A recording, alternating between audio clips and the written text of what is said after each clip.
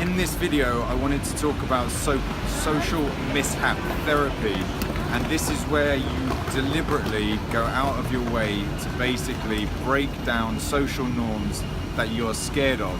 So, for example, if you're afraid of being rejected, you deliberately ask things. Excuse me. Could you let me go? So you deliberately ask things which are going to get you a negative answer, like asking for £5, like I did just there, or you, if you're afraid of being the centre of attention, you would deliberately go and lie down in the middle of the street, like I'm about to in a second, or if you're afraid of inconveniencing people, you will deliberately send something back from the shop with no reason, or send back a coffee. And this is just a way of you breaking down that idea in your head that there's going to be some catastrophic outcome if you do these things.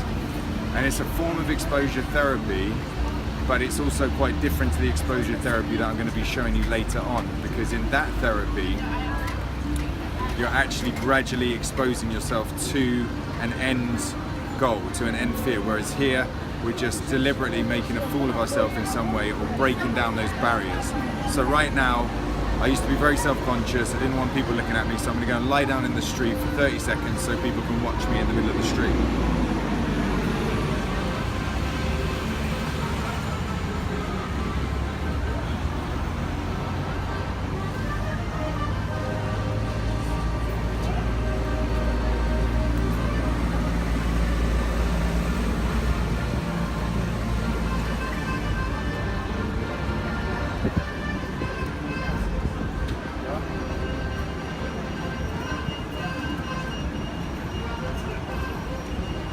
So as you see, the world didn't collapse. People were actually quite friendly and nice. So go out there and you can try these yourself.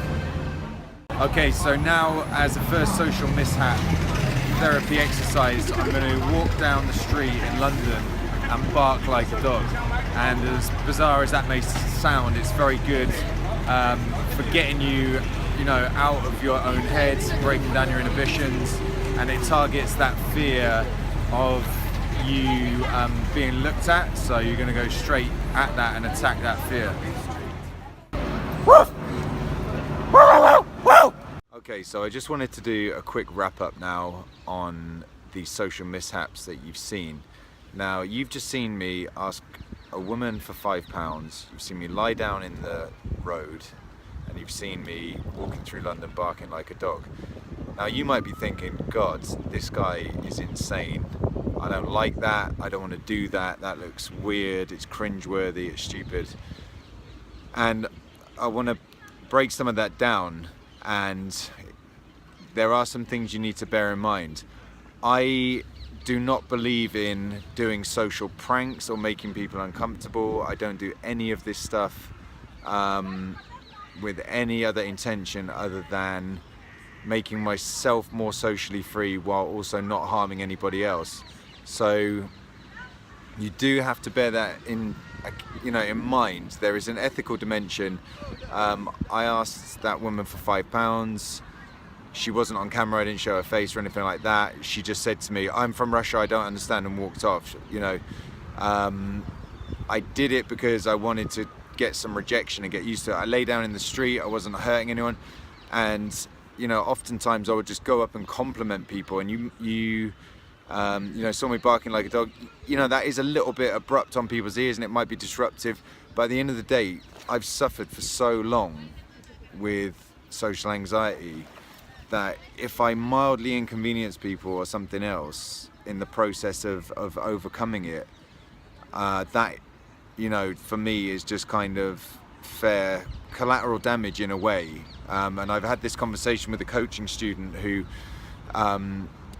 he ordered a coffee and then asked someone to get him another one, the guy, and he asked the barista to just throw it away, and his friend said, but that's completely unfair, why on earth did you do that? You can't just use people.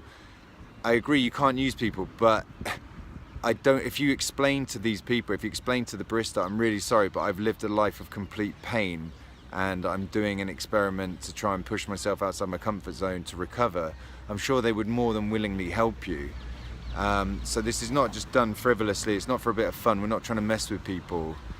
It's for your own recovery and growth. So as long as you bear that in mind and try and be compassionate and empathetic to others and don't transgress their boundaries, then I personally don't see anything wrong with that. And as cringeworthy as all of this stuff may seem, getting rejected and stuff, that is the idea. It's meant to be cringeworthy, and you just need to get more comfortable with being uncomfortable. I really recommend going out there and trying some yourself, whatever that may be for you right now, where you're at on your journey of recovery. Just try something which you would never normally do, which will push you out of your comfort zone and will make you uncomfortable, and just try making a fool of yourself and be comfortable with that. So that's everything on social mishaps for now. I look forward to seeing you guys all really soon in the other videos. Check out the other related videos in the suggested videos. Subscribe, leave your comments, please give us a thumbs up, share and all of that, because it helps me to grow the channel and hopefully help more people in their recovery from social anxiety disorder as well.